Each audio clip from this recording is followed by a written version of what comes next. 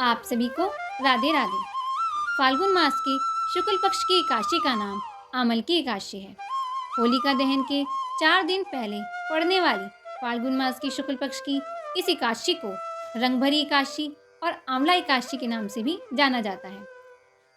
आंवले के वृक्ष में भगवान विष्णु का निवास होता है, इसलिए आंवले के वृक्ष के नीचे बैठकर भगवान की पूजा करने और आंवला खाने तथा दान करने का विशिष्ट महत्व बताया गया है। ब्रह्म ऋषि वशिष्ठ जी और महाराज मानधाता के मध्य संवाद रूप में ही इस एकादशी की कथा है। त्रेता युग में एक दिन महाराज मानधाता ने ब्रह्म ऋषि वशिष्ठ जी से अनुरोध किया, हे मुनिवर, यदि आप मुझसे प्रसन्न हैं तो कृपा पूर्वक मुझे कोई ऐसा व्रत बताएं जिसको करने से मेरा सब प्रकार से कल्याण हो। महर्षि वशिष्ठ ने उत्तर दिया कि हे राजन, यूं तो सभी व्रत उत्तम हैं, परंतु इनमें सर्वोत्तम है आमल की एकादशी व्रत। फाल्गुन मास के शुक्ल पक्ष की आमल की एकादशी का व्रत करने से सभी पाप नष्ट हो जाते हैं। इस व्रत को करने से 1000 गायों के दान के बराबर पुण्य की प्राप्ति होती है। इस बारे में एक कथा मैं आपको सुनाता हूँ, ध्यान पूर्वक सुनिए। एक वैश्य नामक नगरी में चंद्रवंशी राजा राज्य करता था। वह बड़ा धर्मात्मा था, प्रजा भी उसकी वैष्णव थी। बालक से लेकर वृद्ध तक सभी एकादशी व्रत किया करते थे। एक फागुन मास के शुक्ल पक्ष की एकादशी आई और नगर निवासियों ने रात्रि को जागरण किया, मंदिर में कीर्तन तथा कथा का आयोजन किया। एक बहेलिया जो कि जीव हिंसा से अपना उदर पालन करता था, वह मंदिर के कोने में जा बैठा। आज वह शिकारी सुबह से भूखा था, उसने दिन भर कुछ खाया पिया भी ना था।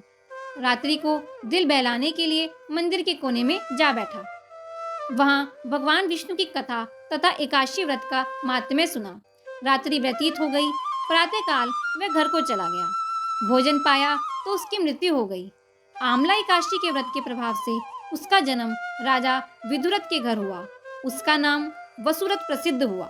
राजा वसुरथ सत्य, व्रत, दान, भक्ति आदि ये सभी गुण से संपन्न थे। प्रजा भी उनकी धर्मात्मा थी।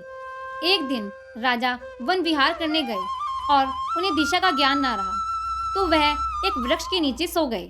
आज राजा ने आमल की एकादशी का व्रत भी रखा हुआ था। सोते समय भगवान का ध्यान करने लगे और उनकी आंख लग गई।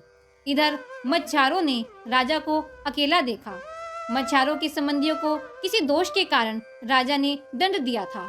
इस कारण उन्होंने राजा को मारने की युक्ति लगाई। उस समय राजा के शरीर से एक सुंदर कन्या उत्पन्न हुई। यह आमल की एकादशी के व्रत के प्रभाव से उत्पन्न हुई थी। वह कालिका के समान मछुआरों को मारने दौड़ी और थोड़ी ही देर में उसने सभी मछुआरों को काल के गाल तक पहुंचा दिया। जब राजा सोकर उठा तो उसने अपने शत्रुओं को मरा हुआ देखा और राजा को आश्चर्य हुआ कि इनकी मृत्यु कैसे हुई।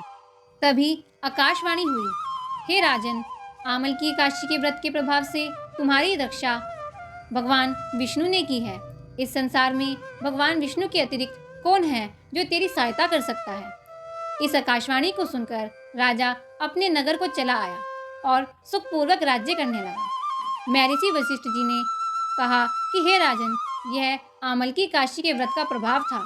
जो मनुष्य इस आमल की एकादशी के व्रत को करते हैं, वे सभी कार्यों में सफल होकर अंत में विष्णु लोक को प्राप्त करते हैं।